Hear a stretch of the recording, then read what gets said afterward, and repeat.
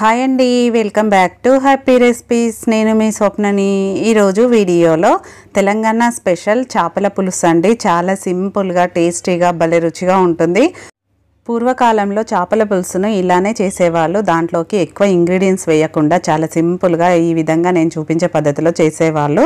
Taste బాగుంటుంది. అలాగే 2-3 రోజులైనా కర్రీ అనేది పాడవదండి. ఈ పులుసు చేసిన రోజు కంటే నెక్స్ట్ డే మరింత టేస్టీగా ఉంటుంది. కాబట్టి తప్పకుండా ట్రై చేయండి. లేట్ చేయకుండా ప్రాసెస్ ఏంటనేది చూసేయండి.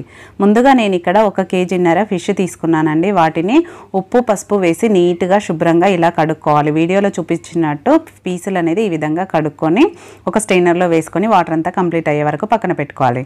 నెక్స్ట్ దానికి సరిపడ చింతపండు, ఒక పెద్ద నిమ్మకాయ సైజ్ అంత చింతపండు తీసుకున్నాను. పులుపును బట్టి చింతపండును యాడ్ చేసుకోండి.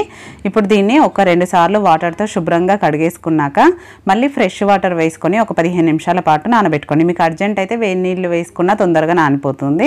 నెక్స్ట్ స్టవ్ పైన ఒక ప్యాన్ పెట్టుకొని దాంట్లోకి 1 టేబుల్ స్పూన్ అన్ని ఎండు కొబ్బరి వేసుకొని ఇలా రోస్ట్ చేసుకోవాలి. మరీ ఎక్కువ అవసరం లేదండి, కొంచెం డ్రై రోస్ట్ చేసుకోవాలి. ఇప్పుడు ఇలా వేగిపోయాక వాటిని ఒక ప్లేట్లోకి తీసుకొని మళ్ళీ స్టవ్ పైన అదే ప్యాన్ పెట్టుకొని దాంట్లోకి ఒక 1/2 టీ స్పూన్ మెంతులు, 2 టీ స్పూన్ల ధనియాలు, 1 టీ స్పూన్ జీలకర్ర వేసుకోవాలి. అలాగే నెక్స్ట్ ఒక 4 లవంగాలు వేసుకుంటున్నానండి.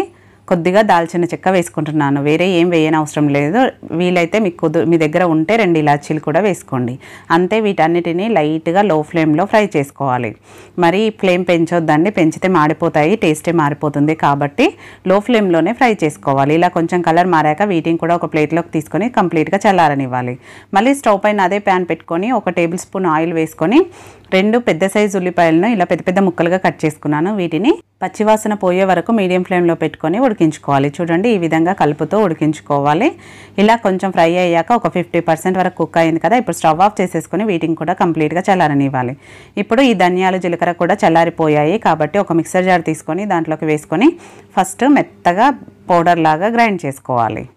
చూడండి, ఇలా వీడియోలో చూపిస్తున్నట్టు గ్రైండ్ చేసుకున్నాక నెక్స్ట్ దీంట్లోకి మనం కొబ్బరి ముక్కలు కూడా ఫ్రై చేసుకున్నాం కదా, వాటిని కూడా వేసుకోవాలి. వేసుకొని కొంచెం మెత్తగానే గ్రైండ్ చేసుకోవాలి. అలా గ్రైండ్ చేసుకున్న దీన్ని ఒక గిన్నెలోకి వేసేసుకుందాం. చూడండి, ఇలా వీడియోలో చూపిస్తున్నట్టు వాటర్ వేయకుండా గ్రైండ్ చేసుకోవాలండి. ఇలా గ్రైండ్ చేసుకొని దాన్ని పక్కన పెట్టేసుకొని నెక్స్ట్ మళ్ళీ అదే మిక్సీ జార్ తీసుకొని ఉల్లిపాయలు కూడా కంప్లీట్గా చల్లారిపోయాయి.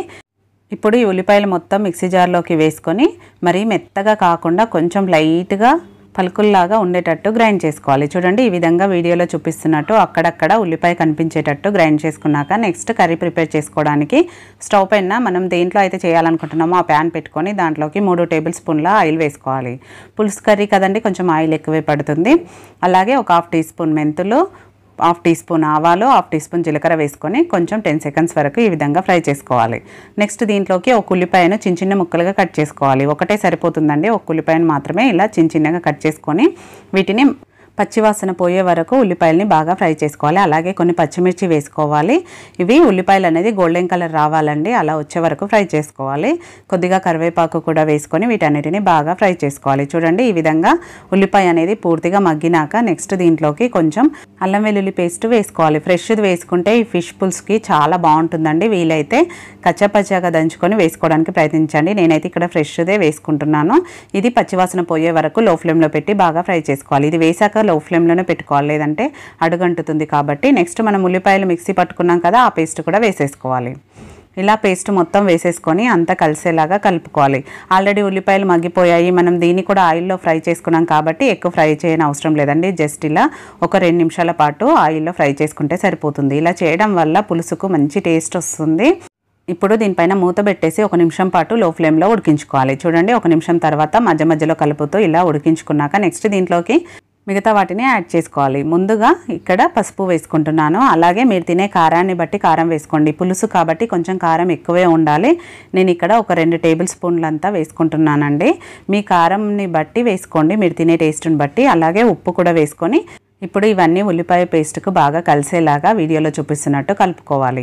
ఈ మసాలాలన్నీ దానికి బాగా పట్టుకునేలాగా ఇలా కలుపుకున్నాక నెక్స్ట్ దీంట్లోకి మనం ధనియాలు జీలకర్ర కూడా మిక్సీ పట్టుకున్నాం కదా, అది కూడా ఒకేసారి వేసేసుకోవచ్చు. మీరు కావాలంటే ఇప్పుడు వేసుకోవచ్చు, లాస్ట్లో వేసుకున్నా పర్వాలేదండి. కానీ ఇప్పుడు వేసుకుంటే ఈ మసాలాలన్నీ ఉల్లిపాయ పేస్ట్కు బాగా పడతాయి. కాబట్టి ఇలా వేసేసుకొని మొత్తం అంతా కలిసేలాగా కలుపుకొని లో ఫ్లేమ్లోనే పెట్టుకొని ఇప్పుడు దీనిపైన మూత పెట్టేసి 1 నిమిషం పాటు ఉడికించుకోవాలి. ఎక్కువ అవసరం లేదండి, 1 నిమిషం పాటు ఉడికించుకుంటే సరిపోతుంది. చూడండి ఆయిల్ అనేది మనకు సైడ్కి వస్తూ ఉంటుంది. ఇలా వచ్చినప్పుడు మళ్ళీ ఒకసారి కలిపేసుకొని నెక్స్ట్ దీంట్లోకి చింతపండు గుజ్జు వేసేసుకోవాలి. మనం ఆల్రెడీ తడిపి పెట్టేసుకున్నాం కదా, ఆ చింతపండు నుంచి గుజ్జును మాత్రం తీసి సరిపడా వేసేసుకోవాలి. వేసుకొని మొత్తం అంతా కలిసేలాగా కలుపుకున్నాక ఈ గుజ్జు మొత్తం అంతా బాగా కలిసేలాగా కలుపుకోవాలి. కలుపుకున్నాక మనకు కన్సిస్టెన్సీ అనేది తెలిసిపోతుంది. కొంచెం తిక్కుగా ఉంది కాబట్టి మీరు గ్రేవీనెస్ని బట్టి వాటర్ని యాడ్ చేసుకోవాలి. నేనైతే ఇక్కడ 1.5 గ్లాస్ వాటర్ యాడ్ చేసుకుంటున్నానండి. ఇప్పుడు చూస్తే మీకు కొంచెం లూజుగానే ఉంటుంది. దీన్ని ఉడికించుకుంటాం కాబట్టి కొంచెం తిక్కుగా తయారవుతుంది అనమాట. ఇప్పుడు దీనిపైన మూత పెట్టేసి 3 నుంచి 4 నిమిషాల పాటు బాగా పులుసును మరిగించుకోవాలి.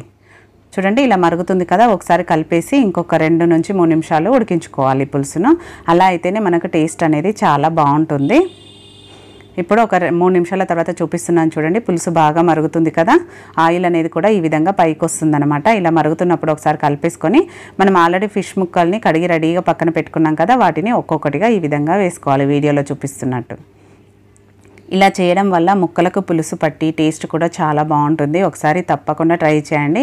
చాలా సింపుల్గా ఉంది కదా చేసుకోవడం, అంతేనండి. ఇప్పుడు ఈ ముక్కలు వేశాక మనము దాంట్లోకి ఎలాంటి పొడులు ఇంకా యాడ్ చేయని అవసరం లేదు. గరం మసాలా కూడా వేసుకొని అవసరం లేదండి. ఈ చేప ముక్కలన్నీ వేసుకున్నాక మొత్తం అందులో మునిగే వరకు ఈ విధంగా పెట్టుకొని మూత పెట్టేసి 3 నిమిషాల పాటు ఉడికించుకోవాలి. ఎందుకంటే మనకు చేప అనేది తొందరగా ఉడుకుతుంది కాబట్టి ఎక్కువ అవసరం లేదు. చూడండి 3 నిమిషాల తర్వాత చూపిస్తున్నాను. ఫిష్ ముక్క అనేది మనకు మొత్తంగా ఉడికిపోయింది, ఆయిల్ కూడా పైకి వచ్చేసింది కాబట్టి చేపల పులుసు రెడీ అయిపోయింది. ఇక్కడ మీరు కావాలంటే ఒకసారి టేస్ట్ చేసుకొని ఉప్పు కూడా ఏమైనా తక్కువ ఉంటే వేసుకోవచ్చు. నాకైతే పర్ఫెక్ట్గా సరిపోయిందండి. ఇప్పుడు స్టవ్ ఆఫ్ చేసేసుకుంటున్నాను. స్టవ్ ఆఫ్ చేసేసుకొని మీ దగ్గర కొత్తిమీర ఉంటే చల్లుకోండి, సరిపోతుంది. దీన్ని ఇప్పుడు వెంటనే సర్వ్ చేయకుండా 1 గంట తర్వాత తిన్నారంటే చాలా బాగుంటుంది టేస్ట్ కూడా. చూడండి నేను ఇక్కడ గంట తర్వాత సర్వ్ చేస్తున్నాను. చూస్తుంటేనే నోట్లో నీళ్ళు ఊరుతున్నాయి కదా, చాలా బాగుంటుందండి. రోటీకైనా రైస్కైనా దేనికైనా బాగుంటుంది. 2-3 రోజులైనా కర్రీ అనేది అస్సలు పాడవదు. డెఫినెట్గా ఈసారి మీ ఇంట్లో ఫిష్ తెస్తే ఇలా ట్రై చేయండి. ట్రై చేశాక మీకు ఎలా కుదిరింది అనేది కూడా ఫీడ్బ్యాక్ పెట్టడం మర్చిపోకండి. అలాగే నచ్చిన వీడియో నచ్చితే లైక్ చేయండి, షేర్ చేయండి, సబ్స్క్రైబ్ చేసుకోవడం మాత్రం మర్చిపోకండి. పక్కనే ఉన్న బెల్ బటన్ని కూడా యాక్టివేట్ చేసుకోండి. యాక్టివేట్ చేసుకుంటేనే మేము న్యూ రెసిపీ పెట్టగానే నోటిఫికేషన్ వెంటనే అందుతుంది. Thank you for watching. మరో మంచి వీడియోతో మళ్ళీ మీట్ అవుదాం.